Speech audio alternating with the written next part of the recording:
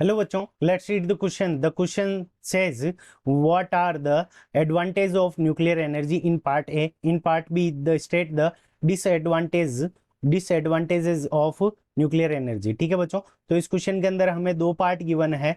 पहले पार्ट के अंदर हमें क्या पूछा है कि एडवांटेज क्या है न्यूक्लियर एनर्जी के, और दूसरे पार्ट के अंदर हमें पूछा है कि डिसएडवांटेज क्या है न्यूक्लियर एनर्जी के। ठीक है बच्चों, तो सबसे पहले बात करते हैं न्यूक्लियर एनर्जी। तो न्यूक्लियर एनर्जी दो प्रोसेस से प्रोड्यूस होती है। एक तो होती है न्यूक्लियर फ्यूजन से। ठीक है बच्चों, तो एक किस प्रोसेस से प्रोड्यूस होती है? न्यूक्लियर फ्यूजन से।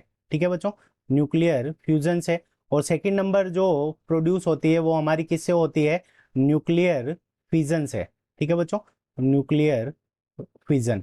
तो यहां से हमें दोनों इक्वेशनों से ही पता चल जाएगा न्यूक्लियर फ्यूजन और फिजन, यहाँ पे जो रिक्वायरमेंट होती है वो हमारी क्या क्या होती है, तो उससे हम क्या कर सकते हैं? एडवांटेज और डिसएडवांटेज क्या कर सकते हैं?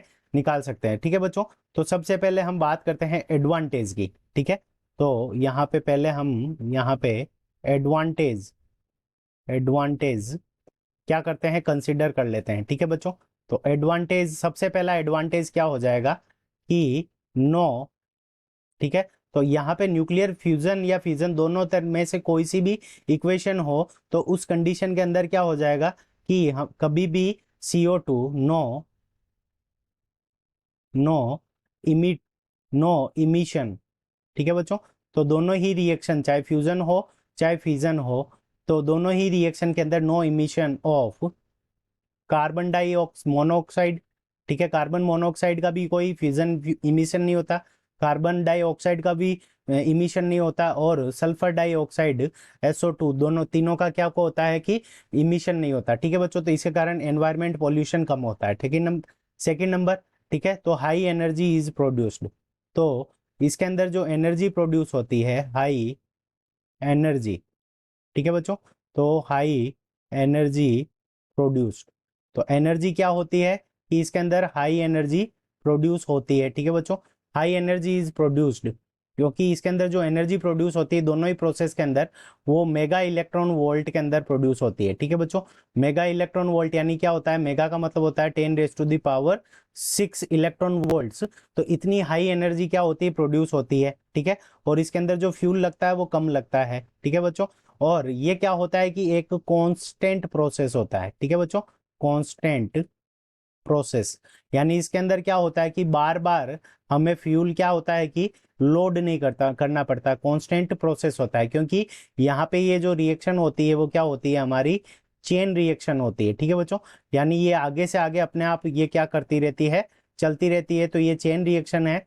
तो उस कंडीशन के अंदर क्या होता है कि ये कांस्टेंट प्रोसेस होता है। तो ये इसके क्या हो गए? 3 एडवांटेज हो गए।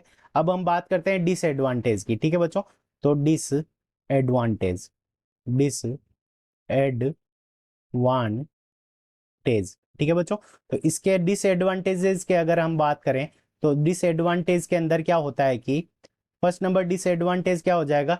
हाई कॉस्ट, यानी इसको बनाने के लिए जो हमारी कॉस्ट लगती है वो बहुत ही हाई होती है। ठीक है बच्चों, क्योंकि इसके अंदर क्या होता है कि ये कांस्टेंट रिएक्शन होती है, और तो इसको कंट्रोल करने के लिए हमें क्या करना पड़ता है कि कंट्रोल रोड्स लगानी पड़ती है। ठीक है बच्चों, कंट्रोल रोड्स, तो कंट्रोल रोड्स लगानी पड़ती है, मॉडरेटर्स लगाने पड़ते हैं स्पीड को कम ज़्यादा करने के लिए, कंट्रोल रोड्स, मॉडरेटर्स। और फिर क्या होता है कि इसके अंदर हाई कॉस्ट और कहाँ पे लगती है? तो कंक्रीट की दीवार बनानी पड़ती है, बहुत हाई चैम्बर लगाने पड़ते हैं, जिसके कारण जो न्यूक्लियर जो रेडिएशन है वो बाहर नहीं निकले। ठीक है बच्चों, तो हाई कॉस्ट हो गया। सेकेंड नंबर इसकी जो होती है कि radiation radiation of radiation of radiation of fuel. ठीक है बच्चों, तो जो हमारे फ्यूल यूज होता है यूरेनियम और हाइड्रोजन, इसके अंदर उसके अंदर क्या होता है कि हार्मफुल रेडिएशन। ठीक है बच्चों, हार्मफुल, तो बहुत ही ज्यादा हार्मफुल रेडिएशन क्या होती है? रिलीज होती है। ठीक है, तो हार्मफुल रेडिएशन रिलीज होती है जो कि क्या करती है कि सालों साल तक वो रेडिएट होती रहती है, जिसके कारण नुकसान होता है। ठीक है बच्चों, और इसके अंदर क्या होता है कि लेस लेस अमाउंट। ठीक है, जो हमारा यूरेनियम का जो अमाउंट है और प्लूटोनियम जो यूज होता है लेस अमाउंट अवेलेबल। ठीक है, तो जो अमाउंट होता है न्यूक्लियर फ्यूल का अवेलेबल, वो क्या होता है, लेस अमाउंट, ठीक है। तो वो अमाउंट क्या है, लेस है, बहुत ज्यादा अवेलेबल कम है, ठीक है बच्चों।